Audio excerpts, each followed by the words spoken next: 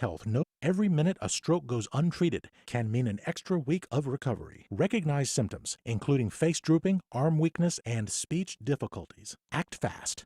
Call 911. North Florida TPO, proud sponsor of WJCT's First Coast Connect, bringing to the community innovation in transportation planning, commuter services, clean fuels, and intelligent transportation systems. More at northfloridatpo.com. This is WJCT News 89.9 Jacksonville. Ahead in the next 5 minutes, live local news for the First Coast from the WJCT News team.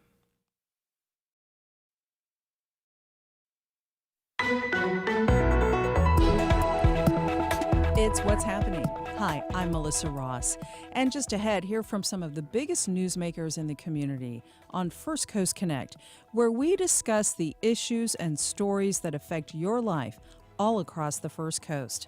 We also ask for your phone calls, emails, and tweets. Engagement is what drives this show, so engage with us right now as we get started here in just a few minutes on First Coast Connect.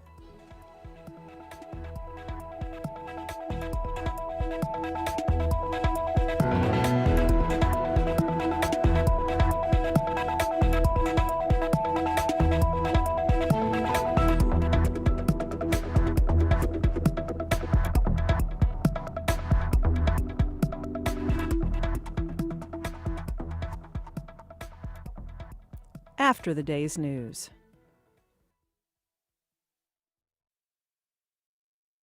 Washington, I'm Windsor Johnston.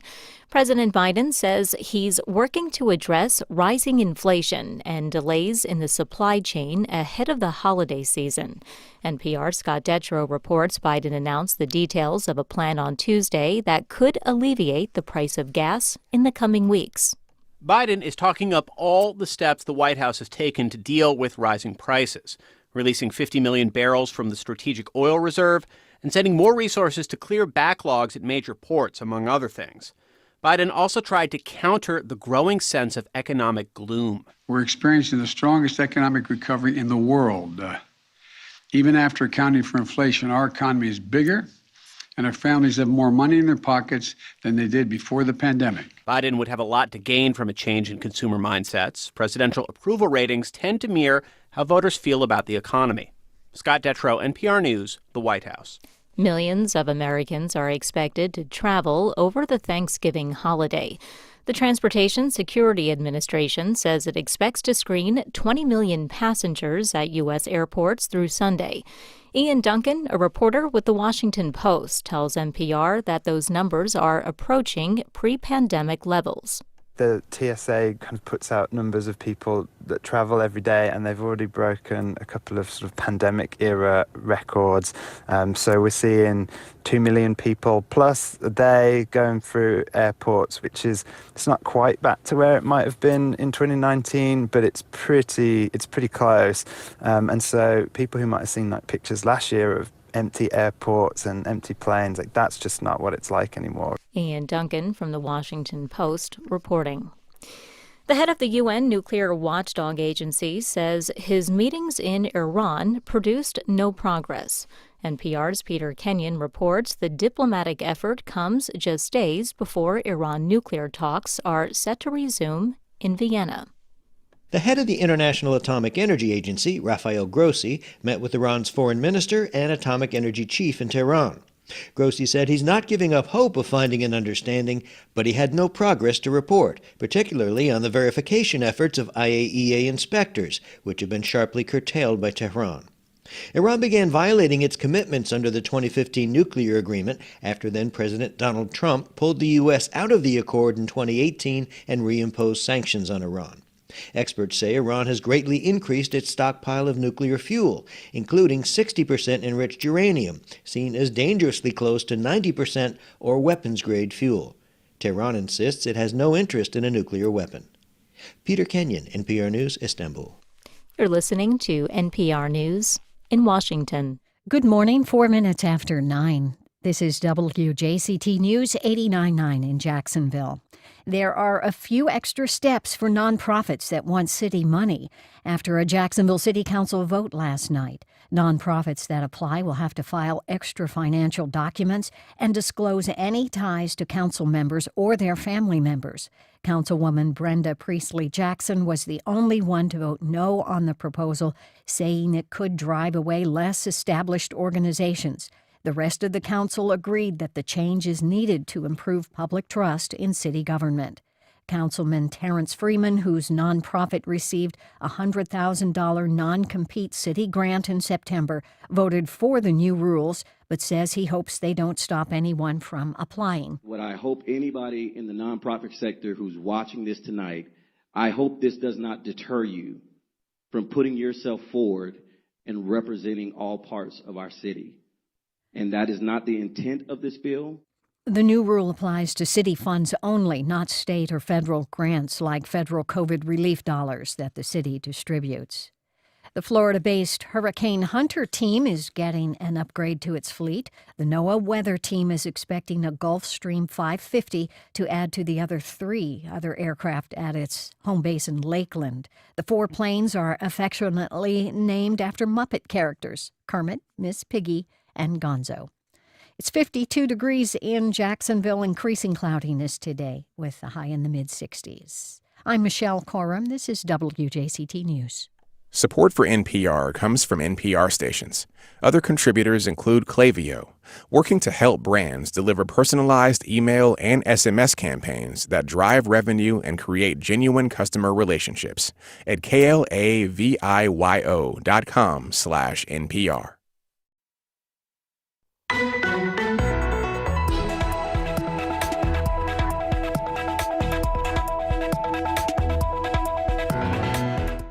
City Council votes on 3 big developments, denies voters a chance to decide on a smaller council, and makes changes to how nonprofits can get city money.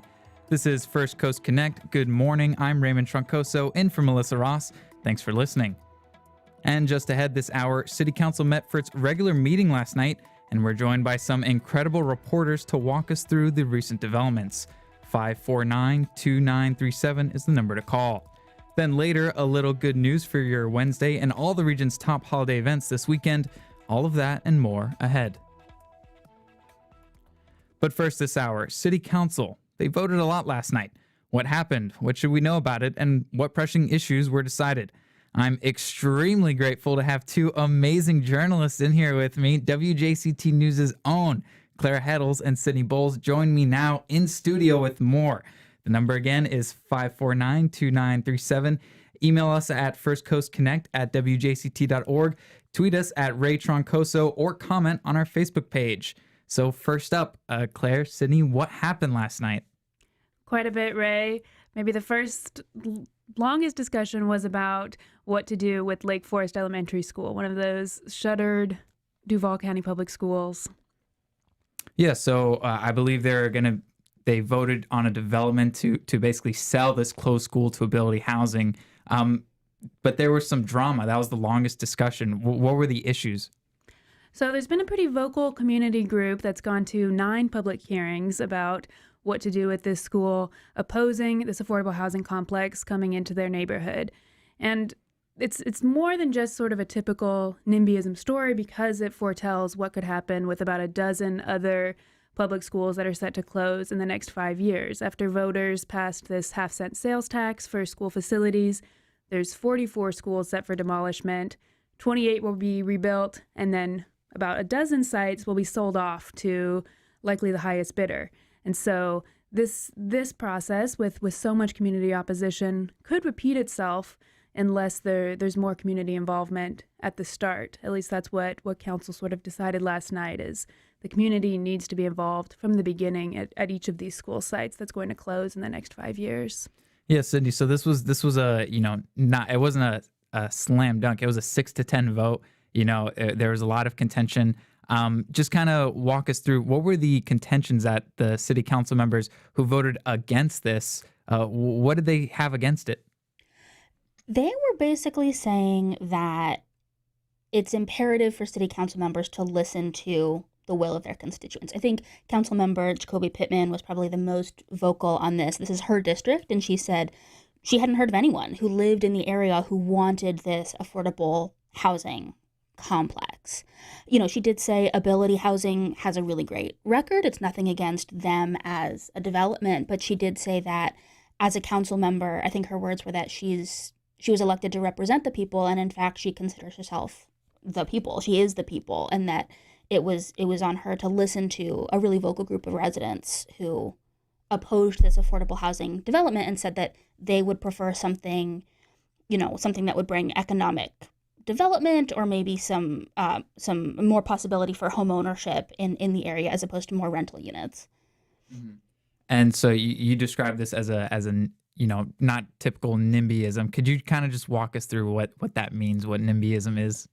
So NIMBYism is sort of a abbreviated term for not in my backyard. And so we hear a lot of this during rezoning discussions at city council. It's people that don't want certain developments in their backyard. And so it was, a community saying, we don't want this affordable housing complex, but for a mix of reasons. And I think one of the primary reasons they brought up was that they weren't consulted by the school board when they made the decision.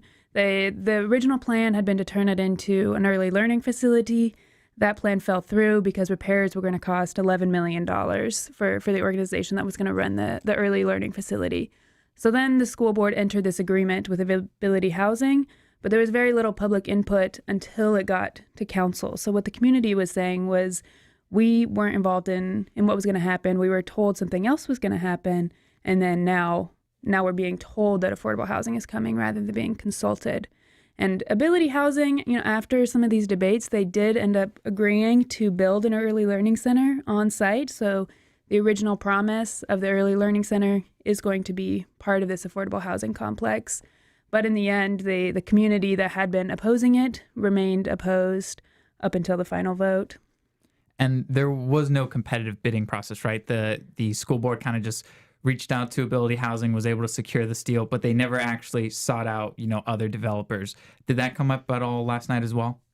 It came up a little bit. It's something that I looked into over the past couple of weeks as I've been covering this story. And one thing the school district told me was that the competitive bidding process rarely results in a really great development in the area. Oftentimes it's someone will purchase the property and they might not do anything. They might just sit on it and wait for it to increase in value. And so one of the district's top priorities was to avoid blight. So they're paying to demolish every school they close. So there's not just an empty school sitting, but there's no guarantee that the land would go to something useful through the competitive bidding process.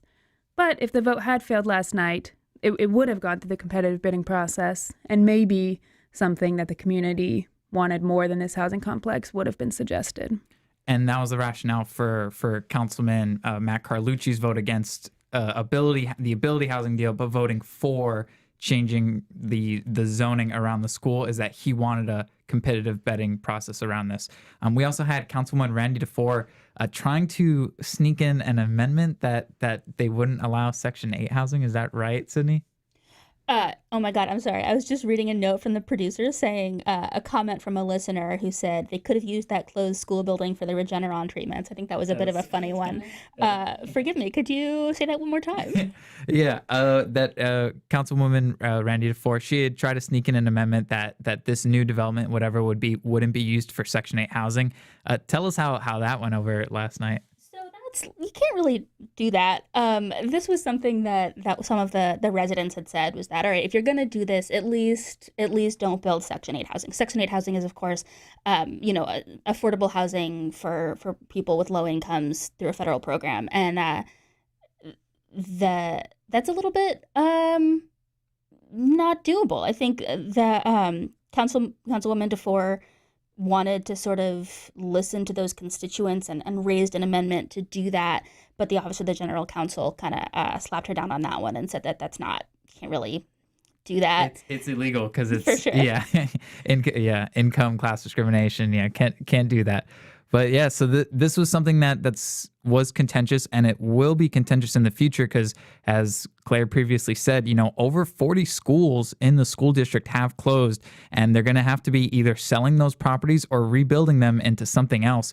So over the next few years, this is going to be something that we're going to see repeated again and again in city council, and we'll see if the way the school board handles it changes going forward. Some other developments, the Times Union building. Claire, I believe they finally reached an agreement and voted on it last night. Tell us about that.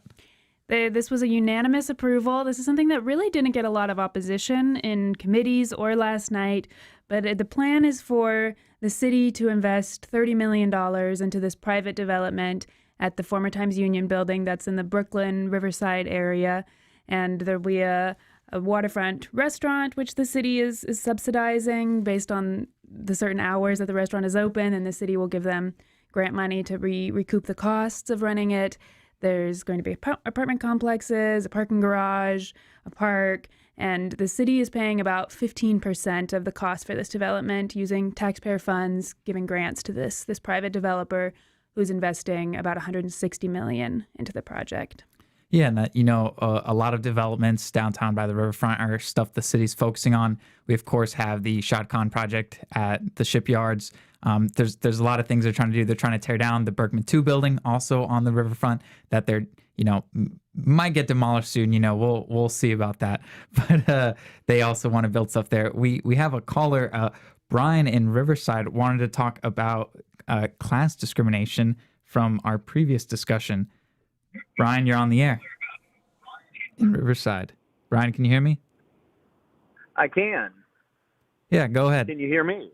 Hey, just kind of catching up. I apologize, but I did hear a comment made about Councilwoman DeFore's amendment saying you can't do that. And I believe they're your words. It's income class discrimination.